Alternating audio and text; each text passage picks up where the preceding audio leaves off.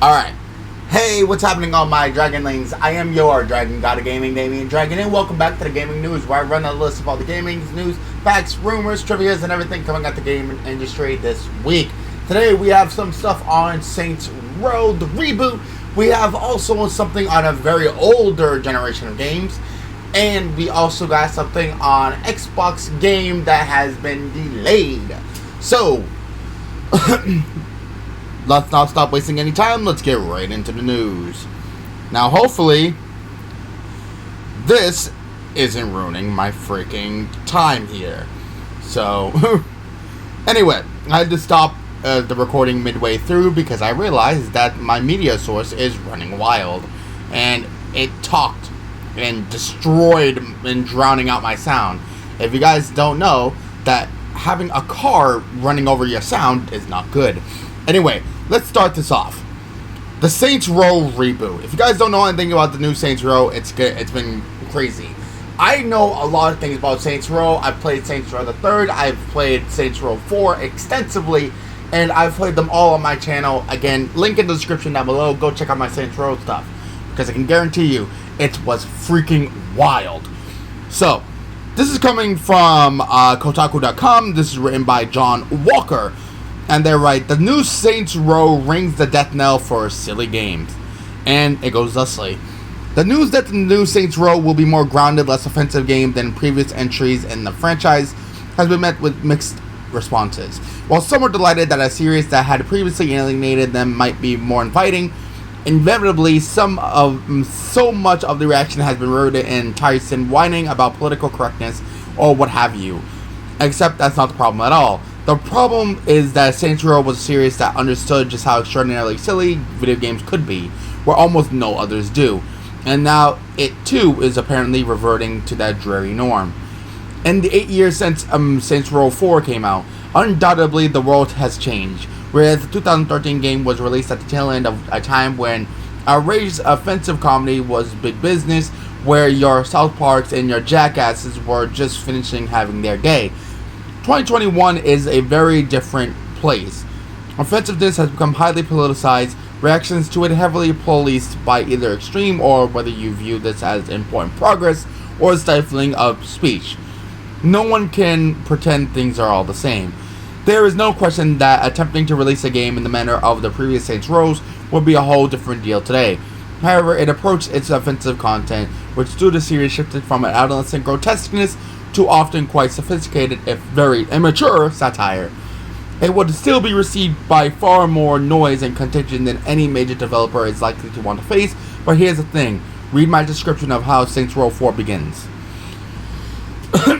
Actually, I can do you one better. Saints Row 4 basically starts off with you disarming a nuclear rocket, and as it's falling toward Earth. Then somehow you crash into the middle of the White House, become the President of the United States with Keith Davis as your Vice President, which Keith Davis is an actor. However, moments later they get attacked by aliens. I believe his name was it's gonna elude me for the time being. Basically, aliens attack, the White House is destroyed, you and your gang members are kidnapped and placed in a computer simulation of the 50s style sitcom. You escape that, Earth is blown up, you discover you're in fact now living in a virtual reality, alien recreation of Steelport, the city setting up Saints Row 3rd. Oh, and now you have superpowers. I had to read the tail end of that from the article, but yeah, that's actually kind of how it goes.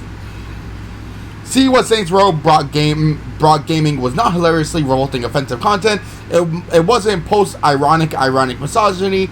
It was ridiculousness.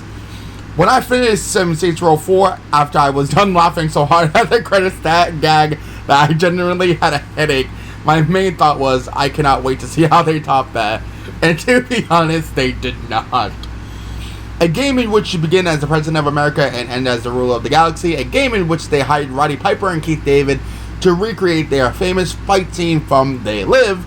A game in which Earth is destroyed as an incidental detail and where the main cast, mid-player controlled car ride, started gloriously singing along to Biz Marquis' Just a Friend on the radio. What were they going to do to one-up all that? Funnily enough, the thought was an echo of what followed the release of Saints Row the 3rd. As Polygon reported in 2013, Volition senior producer Jim Boone talked up Saints Row 4 by saying, "I read all the reviews that were done for Saints Row the Third. They wondered if we could do anything more over the top than this. So I suppose it's a challenge. It's challenging coming from the standpoint of, can we do something crazier?" Yes, it was, and boy did they meet it. Which is why my heart sank so hard when I saw the same person on the same outlet this week saying, "By the time you're done with Saints Row 4, you are the ruler of the galaxy." If you were to think, where would we take it from there? We went to hell and conquered that even, right? So there truly isn't anywhere to go past that. No, of course there is. This is video games. My argument here is not about whether you were disappointed that the Saints Row series got so bonkers that driving became irrelevant, where you were a near omnipotent super being wreaking ludicrous destruction in between scripted sequences, eviscerating rival games with whip-smart satire. Mass Effect gets such a meeting. My argument is that despite the extraordinary freedom offered by gaming, almost no other games are taking advantage of it. Games are, in the vast majority of cases, so chaste. Heck, Saints Row 4 begins with a sequence so many forget, because it's immediately followed by the bombastic lunacy, a scene in which you're playing yet another stealth action game. The first thing you do in Saints Row 4 is rushing from wall to wall, infiltrating a terrorist base in the Middle East. It's as generic as most AAA gaming, and it does it perfectly. It's so straight-faced, so poised and deadpan, and it does it for just too long enough to make you worry that this isn't the game you were expecting at all. And then seconds later, you're dismantling an atomic bomb in midair as it hurls towards Washington, D.C. This was Volition making such a statement. We can do the same boring crap as everyone else. See, we just did it. And now, we're not going to do it. And when I watched the CGI trailer for 2022 Saints Row, all I could think was, now they're going to. It's totally fair to say that Johnny Gas, Shaundi, Kenzie, and the rest have had their day. Their storyline arc, while more in an exponential curve, has certainly gone some places. Things got so meta that in Saints Row 4, there's a scene in which Shaundi meets the version of herself from Saints Row 2. So yes, let's move on. But while I have zero time for the gassy ball bags wailing through ill-informed nonsense about work liberals because the new cast is young, I do kind of sympathize with the complaints that they look so very, very generic. There's more to this article, but I am on a time limit here. It is 2 in the morning, and I do need to get this up, and I do need to wake up a little bit earlier than normal. So, what do I think about 2022 Saints Row? Well, I don't hate it. Let's face it. They're right. They're not right, but they're right. Look, we always rush to conclusions before we see the product. I want to see the product and judge for myself before I start saying how it sucks. I didn't even give the Saints Row, the Saints Row trilogy a shot until one day I was just out of the blue, just was like, I'm up for causing some mayhem. I don't want to just play a generic GTA game. Let me go with this. And I picked out Saints Row. And what was it at the time? It was Saints Row 4. And I pulled it out and I played it and I instantly fell in love with it. I was judging it before it was even in the system. And then I kept playing it. And playing it. And playing it. And I beat the game. Then I kept playing it. And playing it. And then I started getting I started getting careers. And I played more. That was the thing about Saints Row. We're judging it a little bit too often, a little bit too hard, way too early. Saints Row is different. And that's the thing we need to think about it is, it's not the same as it was. So, should we start giving the game a chance before we start judging it? Should we play the game before we start putting it down? Yeah, I think so. So, for everyone who's whining about the new Saints Row reboot, try it first. Then judge it. Because if you're judging it off of a trailer, then you did the same thing to the Call of Duty franchise, same thing to the Mass Effect franchise, you've done the same thing to the Animal Crossing franchise, Mario franchise, every other franchise that you look at, and no game will be interesting to you if you don't give something a shot. Because that's what gaming is. It's giving these games a chance to entertain us. I gave Saints Row a chance. It entertained me. The least I can do is give it a chance. So you want to know something? Saints Row, Volition. I am happy to play the new Saints Row 2022 video game. I want to check it out for myself. So I would love to sit back and play the game. I cannot wait for the release so I can at least see it and judge it for myself. So, with that being said, I ask all of you, would you give it a shot? Without judging it too harshly right off the bat? As gamers, do we not owe that to people who created some of the most cherished memories of this franchise? Should we consider giving them a shot to wow us first? You know what I mean? You know what? As somebody who plays these games for a living, I'm willing to. So, from one series to one very old series, Leisure Suit Larry. If you guys don't know anything about Leisure Suit Larry, go do your homework. And I think you're up a little bit too late. And don't you need to go back to the kids section at the Gap and figure out where the fuck you belong? Leisure Suit Larry has been an old series, but we may be able to get it. Indie Gala recently gave away the original Leisure Suit Larry for free. Writes PCGamer.com, and also written by Jody McGregor. And now it's following up with 3 more games in the saga of the Hapless Loser. That's Leisure Suit Larry 2, Looking for Love in Several Wrong Places, Leisure Suit Larry 3, Passionate Patty in Pursuit of Pulsating Pectorals, and Leisure Suit Larry 5, Passionate Patty Does a Little Undercover Work.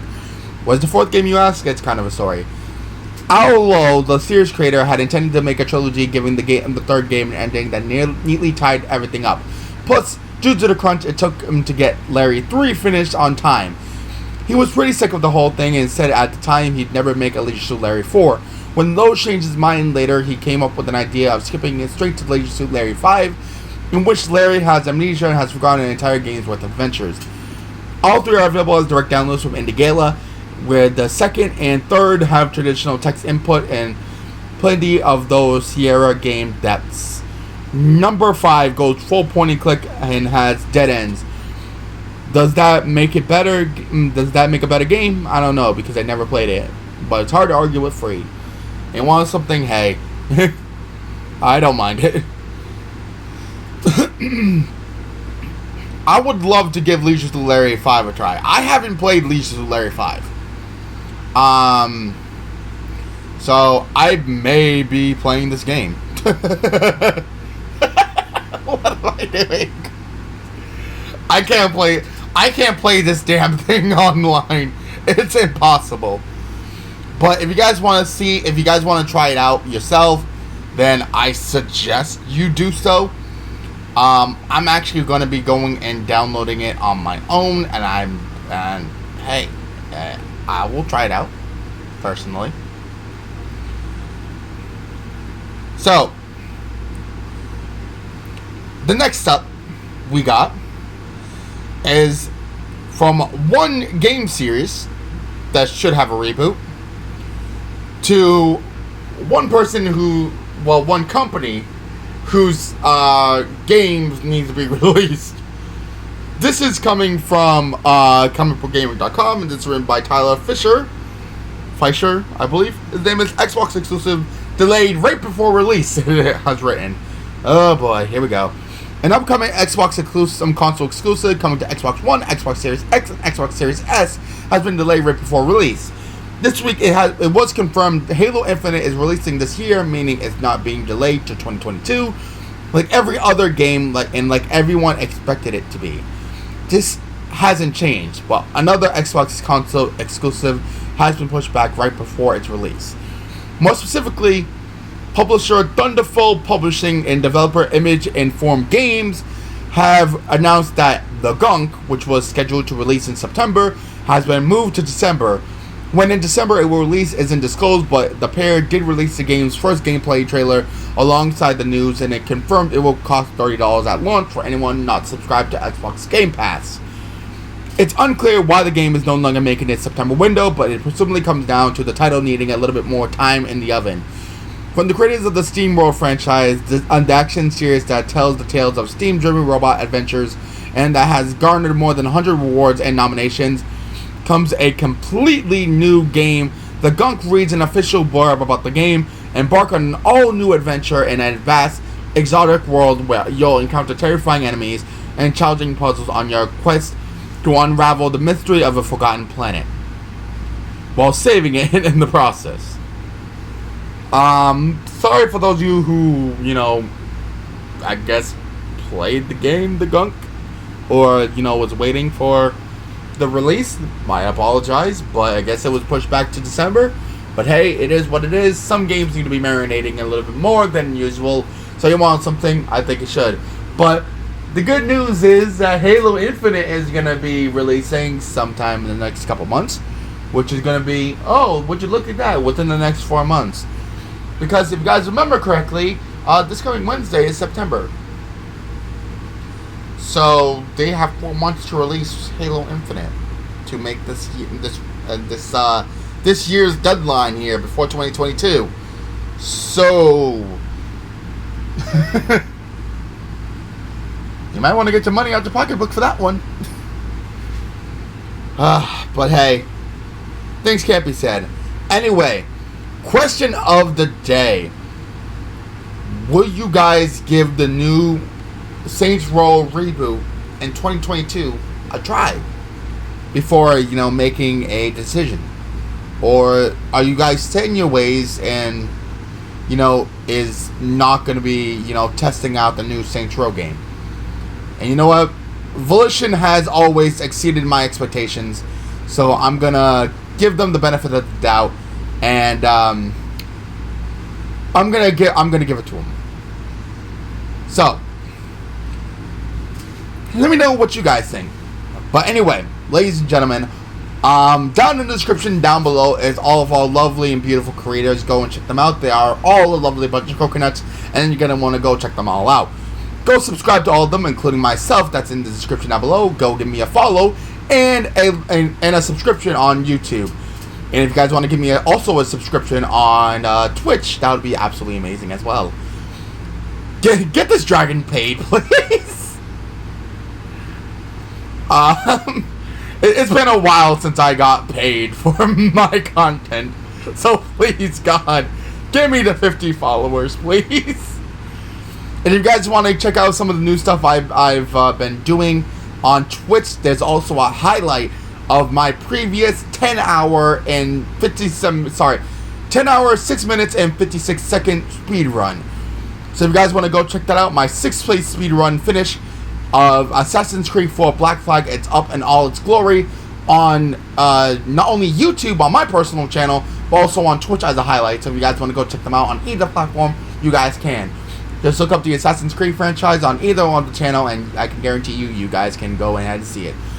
But go check it all out. I promise you, it's fun. If you guys want to check out some more stuff from me personally on my YouTube channel, I've been playing Super Mario 3D Land. I've also been playing Adventure Time: The Secret of the Nameless Kingdom.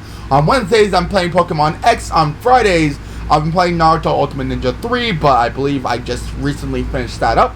So if you guys want to come see what else we have in store, if you are a big Disney fan, then maybe you guys want to come check out my channel every Friday. Who knows? There might be something for you. And on Sundays, I've been playing, speaking of the Mass Effect franchise, Mass Effect 2, the Legendary Edition. And also, I'm gonna be playing a new game, which is gonna be releasing later on today. So if you guys want to come check all that out, then come to my channel. On Twitch, I've been recently playing Dragon Ball Z Budokai Tenkaichi 3, but I've also been switching between Tekken 5. I've been also playing Assassin's Creed 4 Black Flag as well, mapping out some of my new speed run that I'm going to be doing later on sometime in September. So if you guys want to come check me out, come give me a follow over on Twitch. Also, down in the description down below. And also, if you guys want to come check me out every single Wednesday, where I'm going to be playing Dragon, I'm not going to be playing, I play Damian Dragon Plays. If you guys want to come and check out some of the cool stuff that I have in store, then I think you guys should come and see me every Wednesday. Why? Because it's going to be really fun, and I can guarantee you're going to have a couple yucks when it comes to me. Resident Evil 7, sorry. Resident Evil Village has been fun, and it's still going to be going on, so you guys want to come check out some of the good stuff that's coming on, then you're going to want to be here for all the action. But until then, ladies and gentlemen, hope you guys enjoyed. But it's time for us to end off. Anyway, gaming, happy hunting, and I'll see all you Dragonlings back inside the world of the gaming news. Hope you guys enjoyed, and I'll see you guys next time for some more Damian Dragon action. Peace.